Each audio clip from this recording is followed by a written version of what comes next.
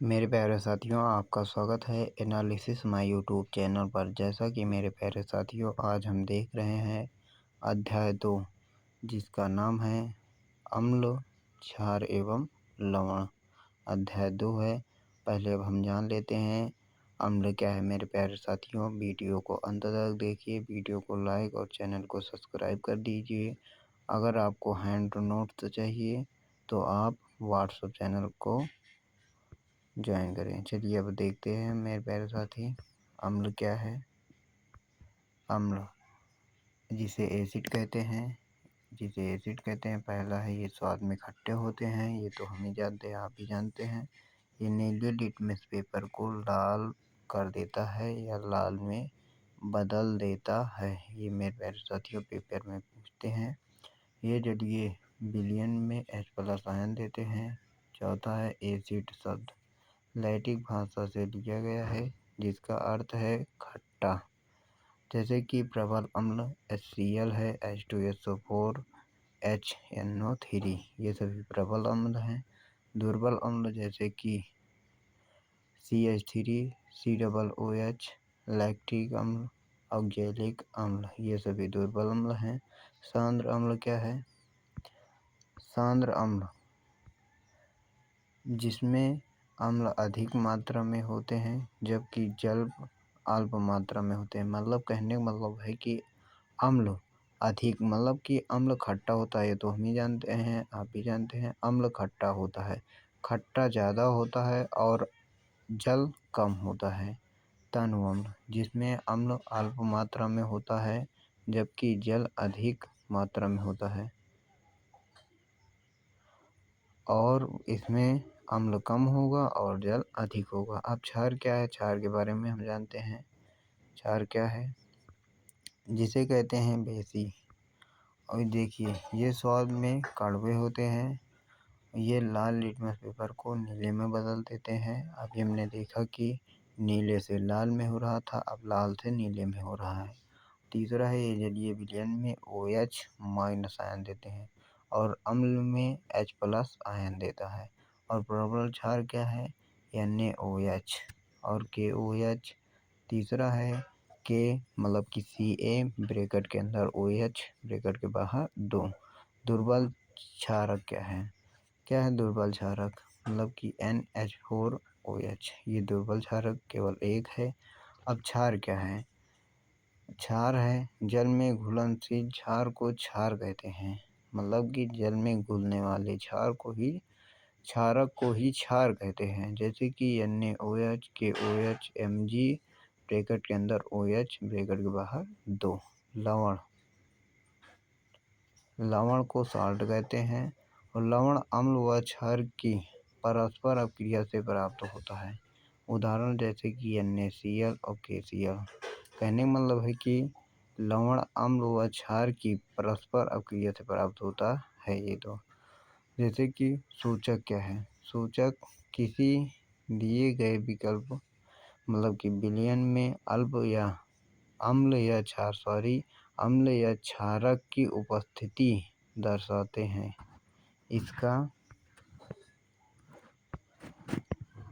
इसका रंग या गंध अम्लीय या क्षारक माध्यम में बदल जाता है। कहने का मतलब है कि सूचक यह कह रहा है कि विलयन में अम्ल या क्षार की उपस्थिति दर्शाते हैं। इसका रंग या गंध अम्लीय क्षारक में बदल जाते हैं।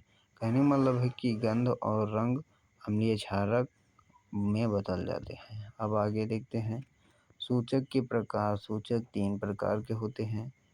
पहला जैसे कि प्राकृतिक सूचक, कृत्रिम संश्लेषित सूचक और गंधीय सूचक।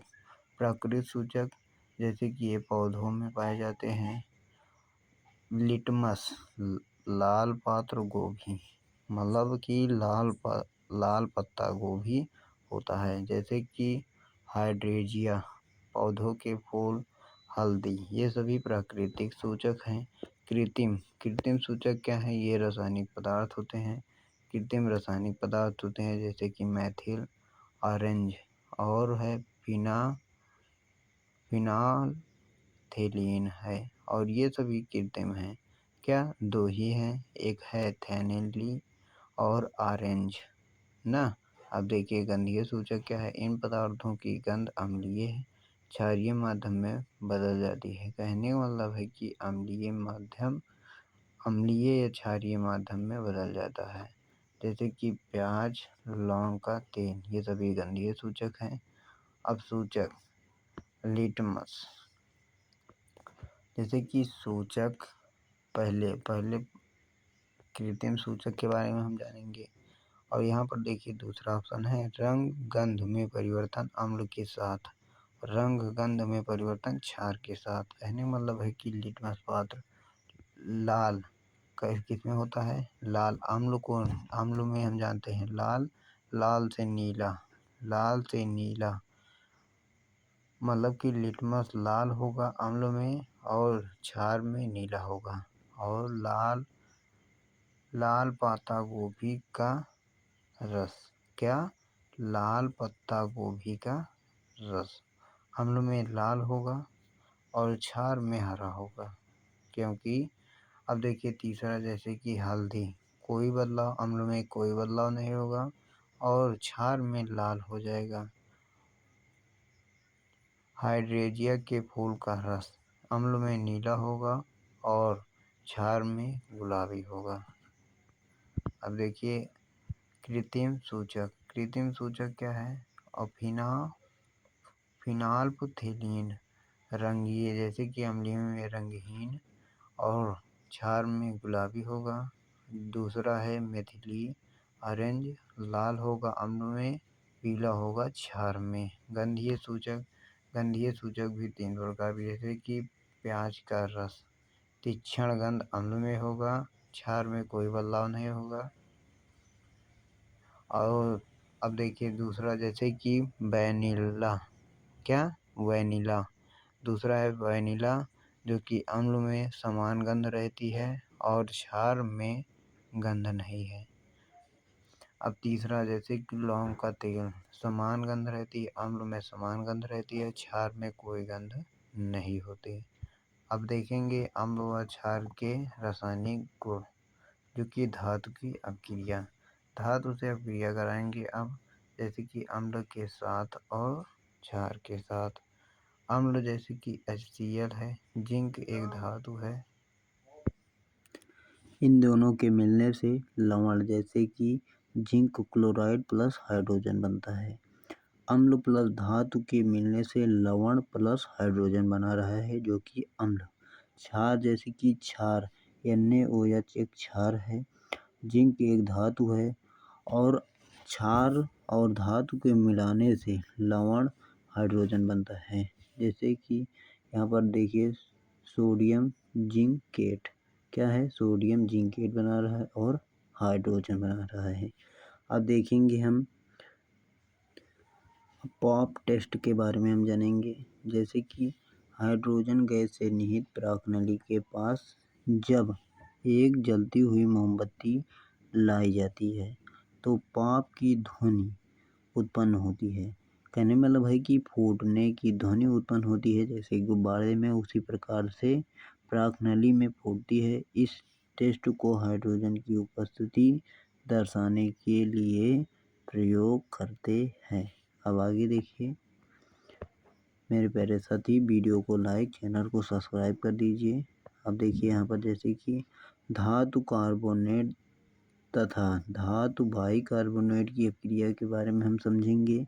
जैसे कि अम्ल के साथ, क्या? अम्ल के साथ अम्ल प्लस धातु कार्बोनेट से लवण बनेगा प्लस कार्बन डाइऑक्साइड प्लस जल बनाएगा। चूँकि क्षार कोई अपक्रिया नहीं करता, जो कि धातु कार्बोनेट तथा धातु बाइकार्बोनेट की अपक्रिया क्षार के साथ नहीं होती है।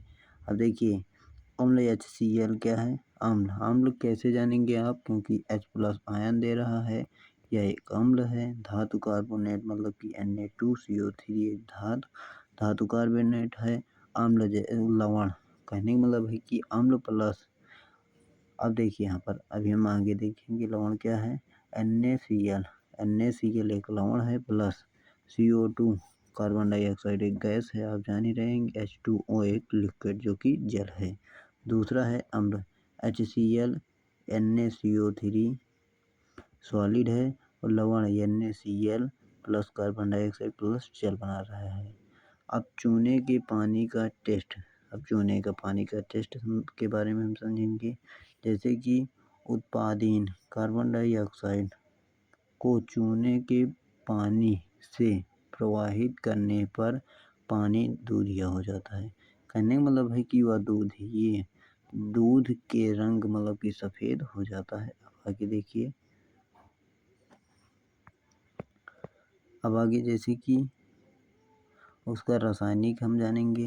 रासायनिक अभिक्रिया जैसे कि Ca ब्रैकेट के अंदर OH2 प्लस कार्बन डाइऑक्साइड से क्या बनेगा, सफ़ेद अवक्षेप CaCO3 प्लस H2 जल बनाएगा। अधिक मात्रा में कार्बन डाइऑक्साइड प्रवाहित करने पर, जैसे कि CaCO3 प्लस जल प्लस कार्बन डाइऑक्साइड से क्या बनेगा, जल में घुलनशील हो जाएगा। Ca ब्रैकेट के अंदर HCO3 ब्रैकेट के बाहर 3। अब अम्ल एवं क्षार की परस्पर अभिक्रिया से क्या क्या बनेगा, अब इसके बारे में हम जानेंगे। अम्ल प्लस क्षार से क्या बनेगा, लवण प्लस जल बनाता है। अब उदासीनीकरण अभिक्रिया पूछ लेता है पेपर में। उदासीनी अभिक्रिया क्या है, जब अम्ल द्वारा क्षारक का